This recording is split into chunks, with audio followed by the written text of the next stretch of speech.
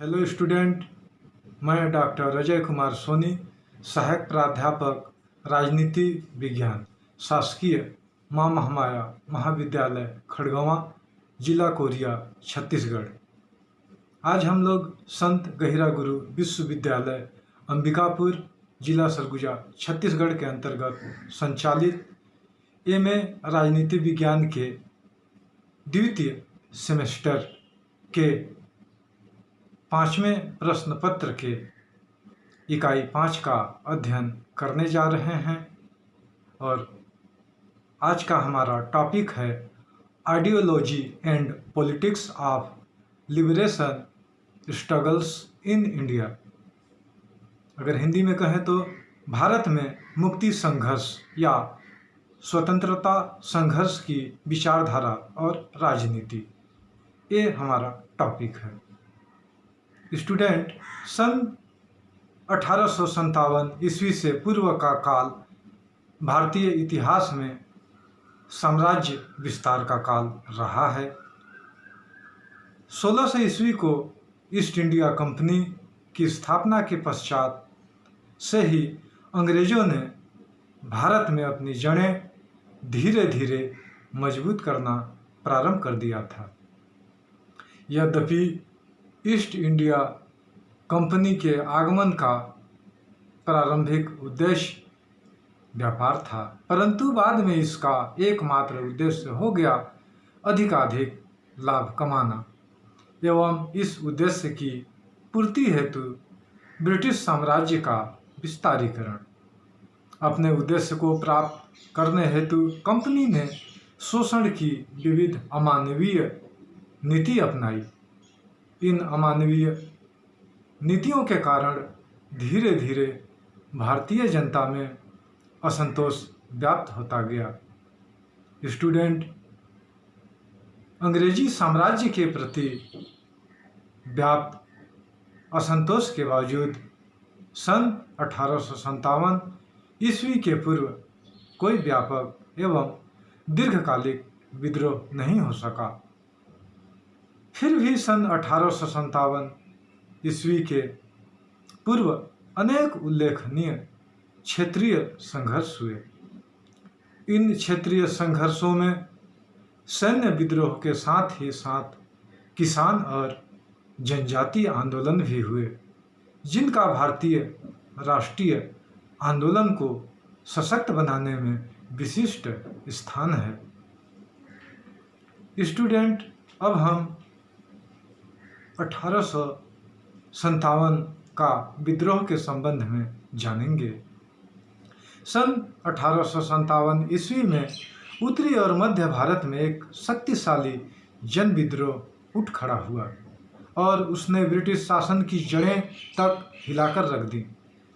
इसका आरंभ तो कंपनी की सेना के भारतीय सिपाहियों से हुआ, लेकिन जल्द ही इसने व्यापक रूप धारण कर लिया। लाखों लाख किसान, दस्तकार तथा सिपाही 1 साल से अधिक समय तक बहादुरी से लड़ते रहे और अपनी उल्लेखनीय वीरता और बलिदानों से उन्होंने भारतीय इतिहास में एक नया और शानदार अध्याय जोड़ा। स्टूडेंट, सन 1857 का विद्रोह भारतीय इतिहास की अत्यंत महत्वपूर्ण घटना है।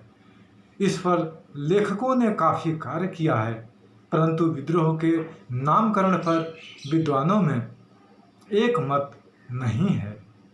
एक ओर जहां अंग्रेज लेखकों ने इसे सैनिक विद्रोह कहा है, तो दूसरी ओर कुछ इतिहासकारों ने इसे ईसाइयों के विरुद्ध धर्म युद्ध की संज्ञा दी है।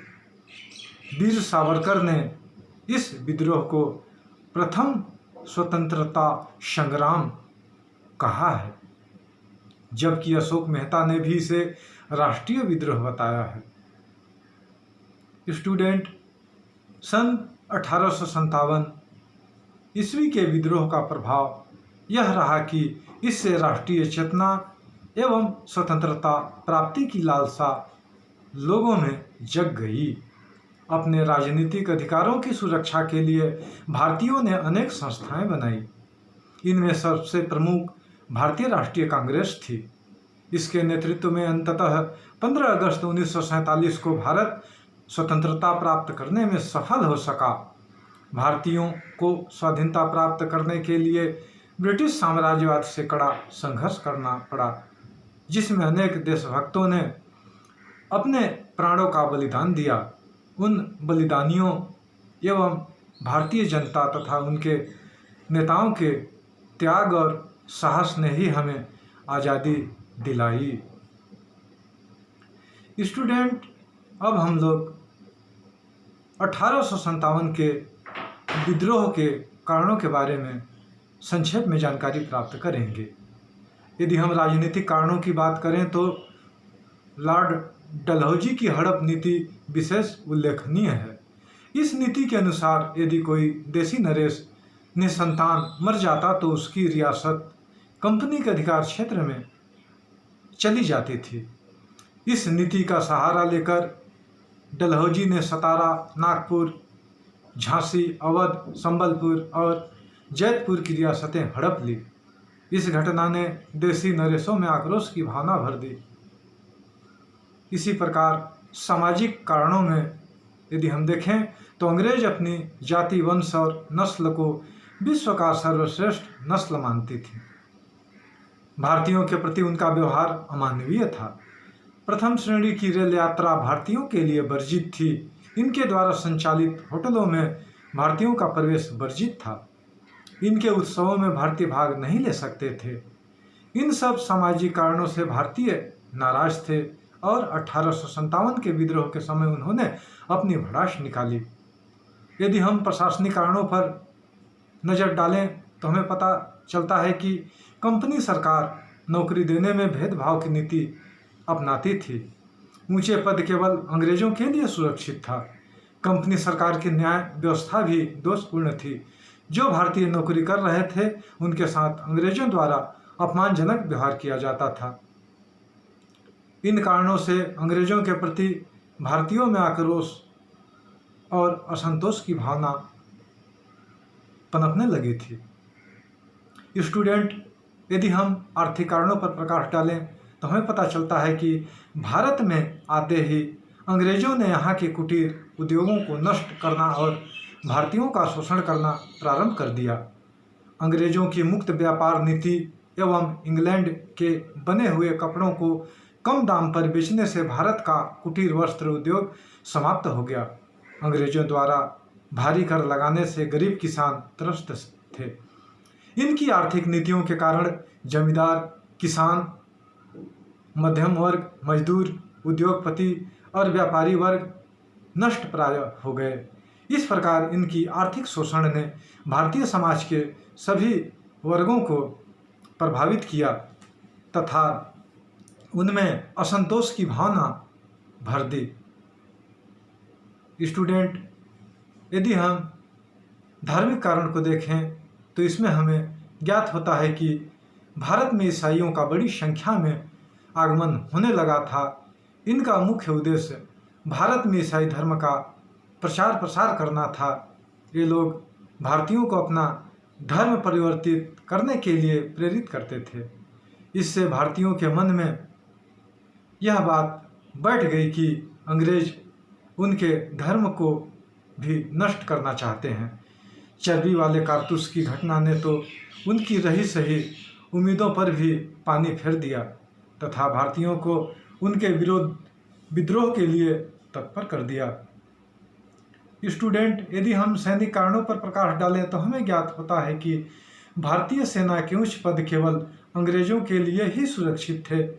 सेना में इन्हें छोटे पद ही मिलते थे।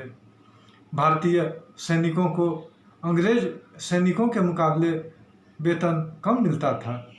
भारतीय सैनिक समुद्र पार करना धर्म विरोधी कार्य समझते थे।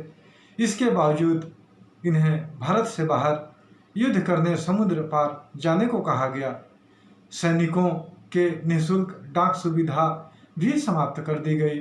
अंग्रेज सैनिक भारतीय सैनिकों के साथ अपमानजनक व्यवहार करते थे।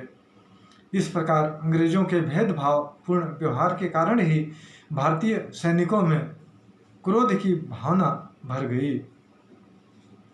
स्टूडेंट, यदि हम तात्कालिक कारणों पर प्रकाश यदि डालें तो हमें ज्ञात होता है कि 1857 तक विद्रोह के लिए बारूद जमा हो चुका था।